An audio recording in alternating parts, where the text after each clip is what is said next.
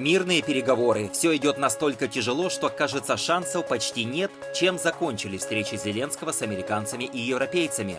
Сигналы Трампа. Как президент США обозвал европейских лидеров всеми грубыми словами, нажав один лайк в социальной сети. И ответ европейцев, тоже через прессу. Warner Brothers дорожает буквально по часам. У Netflix появился конкурент при покупке концерна. Здравствуйте! Здесь только то, что важно и то, что влияет на всех нас. Подпишитесь на канал «Один день». С вами я, Андрей Данилевич.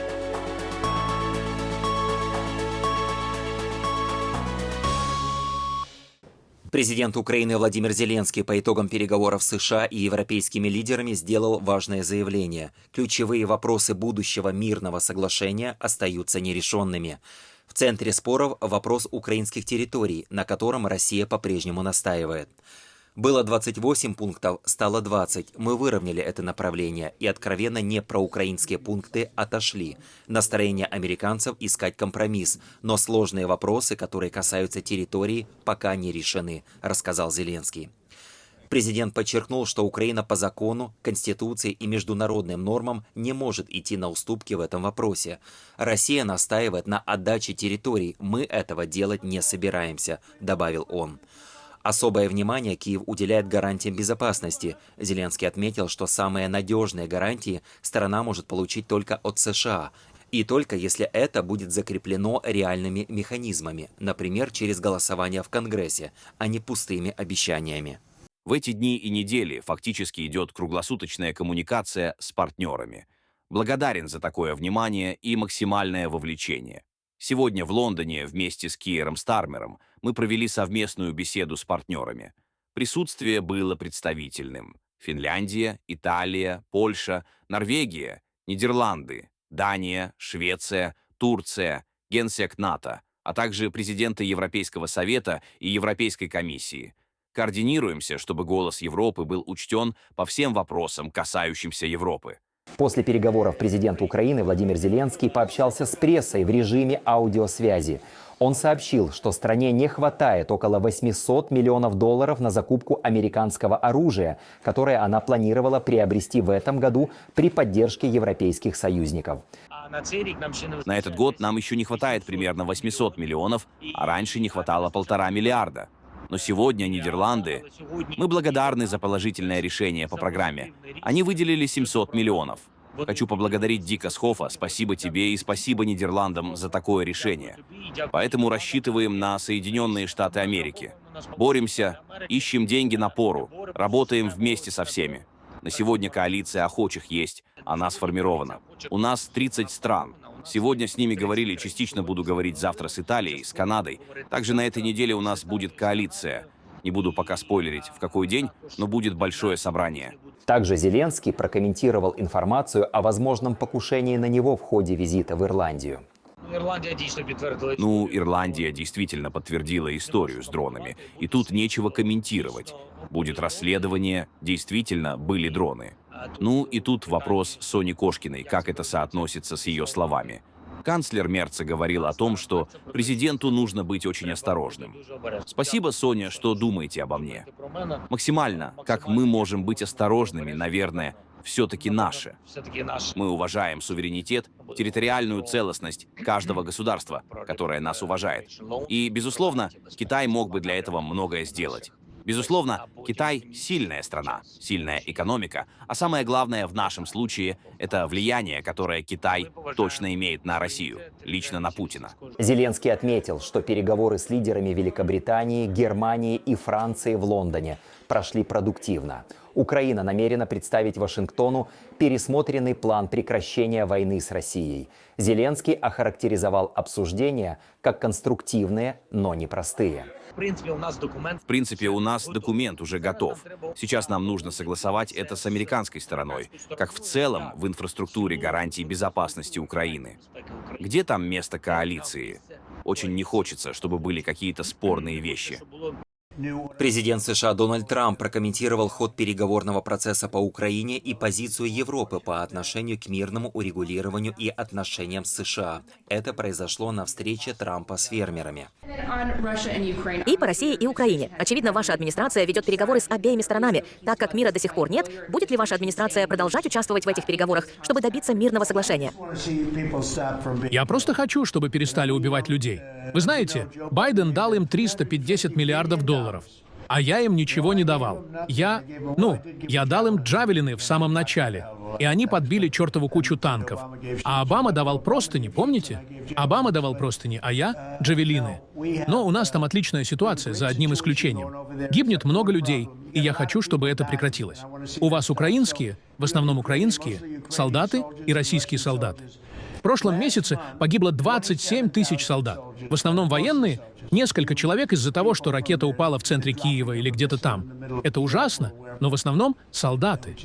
27 тысяч солдат погибло за прошлый месяц. Вот чего я хочу. Как вы знаете, сейчас мы продаем НАТО технику по полной цене. А НАТО берет эту технику и, наверное, отдает Украине. Полагаю, могут отдавать и другим, но в основном Украине. И они работают с Украиной по каналам поставок техники, ракет и так далее. Но мы не тратим деньги. Мы тратим только время, по гуманитарным причинам. Мы хотим понять, можем ли мы остановить убийство 20. Сказал бы так. Этого бы никогда не произошло. Эта война бы никогда не началась, если бы выборы не были сфальсифицированы. Если бы я был президентом, этой войны бы никогда не было.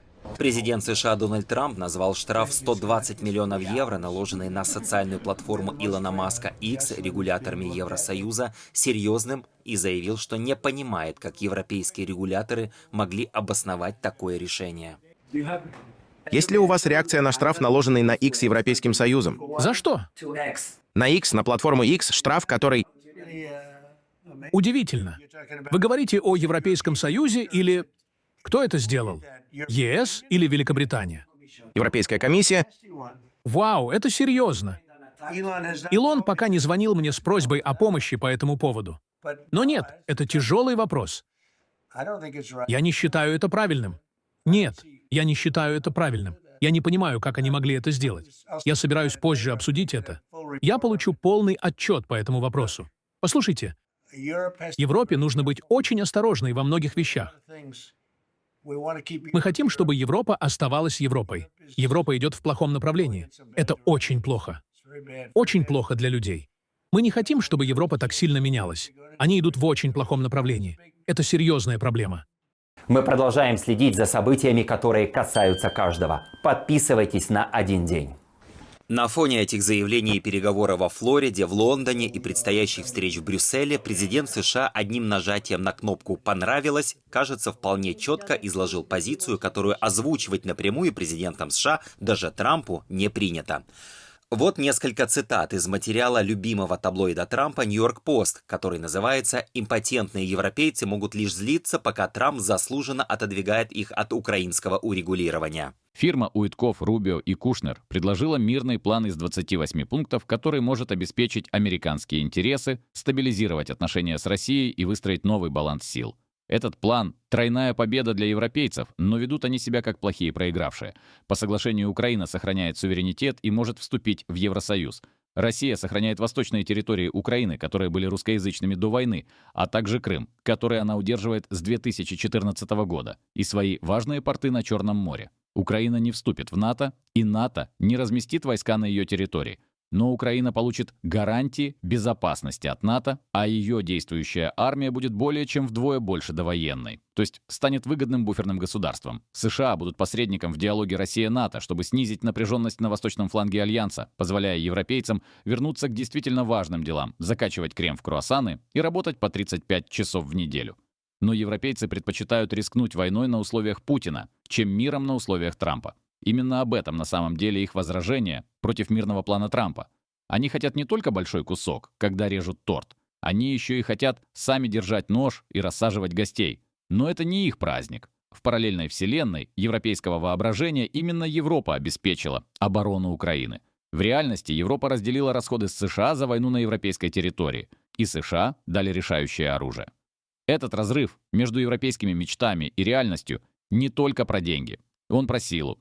Трамп настроен получить и свое украинское соглашение, а европейцы становятся незначимыми уже на собственной территории. Взрослые прорабатывали это украинское предложение, обходя европейцев. Конечно, те чувствуют унижение. США и Россия формируют будущее Европы, не спрашивая их. Но если ведешь себя как ребенок, с тобой так и обращаются. Путину следовало принять предложение Трампа, пишет влиятельная британская газета The Guardian. Теперь коллапс российской экономики может привести к ее падению. Колумнист издания Саймон Тисдал отмечает, что после 2 лет роста, искусственно подпитанного военными расходами, доходы России от нефти и газа, составляющие до 50% госбюджета, упали на 27% в годовом выражении, и на горизонте рецессия. Инфляция составляет 8%, ставки превышают 16%. Дефицит бюджета растет, более половины ликвидного суверенного фонда растранжирено, с 2022 года государственные монополии тонут в долгах, иностранные инвестиции рухнули, стоимость импорта стратегических товаров выросла на 122%, а налоги на потребление растут. Все ради финансирования путинской войны. Россиянам приходится даже платить больше за то, чтобы утопить горе в алкоголе. Цена водки выросла на 5%. Вот несколько цитат из материала The Guardian. Люди в Британии, которые считают, что ими правят дураки, должны присмотреться к президентам России и США. Владимир Путин планомерно разрушает свою страну. Его собственная, сознательно начатая война в Украине – экономическая, финансовая, геополитическая и гуманитарная катастрофа для России, которая с каждым днем становится все хуже. По каким-то своим мутным причинам Дональд Трамп, еще одна национальная угроза, предложил ему на прошлой неделе спасательный круг. Но Путин его отверг. Эти два дурака стоят друг друга. На столе в Москве лежала мирная сделка, которая, по сути, вознаграждала российскую агрессию, отдавая ей большие части украинской территории, подрывая независимость Киева и ослабляя его оборону от будущих нападений. Сделка Трампа, если бы ее протолкнули, расколола бы США и Европу. Возможно, нанесла бы смертельный удар по НАТО, спасла бы экономику изгоя России и, вероятно, свергла бы правительство Владимира Зеленского. Все это – ключевые цели России в войне. Но Путин, поглощенный неоимперскими фантазиями и идеей о своем историческом наследии, сказал «нет». Он считает, что сможет получить все это и даже больше, продолжая войну. Он убедил идиота Трампа, что победа России неизбежна, а настоящие подстрекатели войны будто бы сидят в Европе. Но его исходная посылка фундаментально ошибочна. Жесткие факты опровергают его. Спустя почти 4 года он все еще увяз в донбасской грязи и льдах, и дома все рушится. Экономическое уничтожение России, хотя это еще процесс незавершенный, сопровождается стремительным падением ее геополитического влияния. Завязнув в Украине, Москва могла только наблюдать, как Сирия, важный союзник на Ближнем Востоке, повернулась к Западу, а Иран подвергся атакам США и Израиля. Теперь и Венесуэла тщетно ищет поддержки. Отношения с Китаем перекроены. Униженная Россия сведена к роли зависимого младшего партнера. Во время визита в Индию на прошлой неделе Путин выглядел нуждающимся в стране, которая после давления США теперь бойкотирует российскую нефть. Нарратив «Россия побеждает» держится на якобы значимых успехах на поле боя. Юрий Ушаков, один из помощников Путина, заявил, что недавние территориальные продвижения положительно повлияли на московские переговоры, то есть укрепили позиции России. Это бред. Достижения минимальные. Несмотря на внезапное полномасштабное вторжение и подавляющее преимущество в людях и вооружении, Путин полностью провалился в попытке покорить Украину, провал, измеряемый шокирующими потерями. Более 280 тысяч убитых и раненых только за первые 8 месяцев 2025 года, около миллиона всего.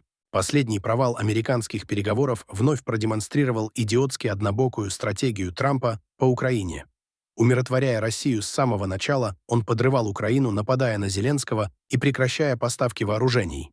Эгоистичное стремление Трампа сыграть миротворца и быстро заработать, выбор некомпетентных родственников и приятелей в качестве переговорщиков, попытки обойти Европу и выставить ее виноватой – все это помогает и вдохновляет Путина. Крупнейшая сделка в истории медиабизнеса снова под вопросом. Paramount Skydance внезапно вышла с враждебным предложением в 108 миллиардов 400 миллионов долларов за Warner Bros. Discovery.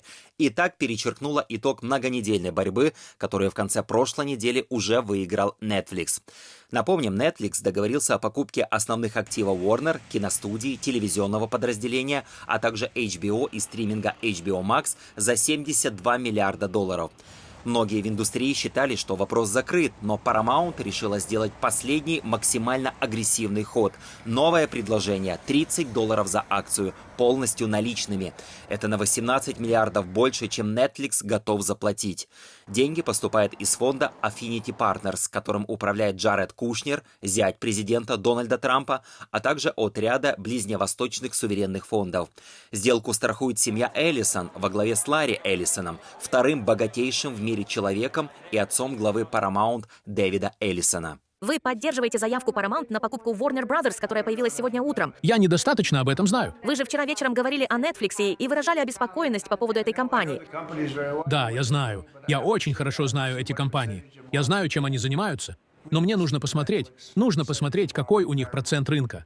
Надо посмотреть процент рынка у Netflix, процент рынка у Paramount. Ни одна из них, честно говоря, не является особенно моим другом. Понимаете, я просто хочу сделать правильно. Так что очень важно поступить правильно. Сделка Paramount поддерживается Джаредом Кушнером, господин президент. Это повлияло бы на ваше решение? Если Paramount, не знаю. Я с ним об этом никогда не говорил.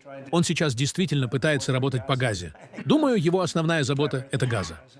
Paramount утверждает, что их предложение выгоднее не только акционерам, но и для всей индустрии. В компании говорят, объединение двух гигантов, Paramount и Warner Brothers, создаст более сильного конкурента для Netflix и Disney, даст киностудиям большую устойчивость и увеличит выбор для зрителей.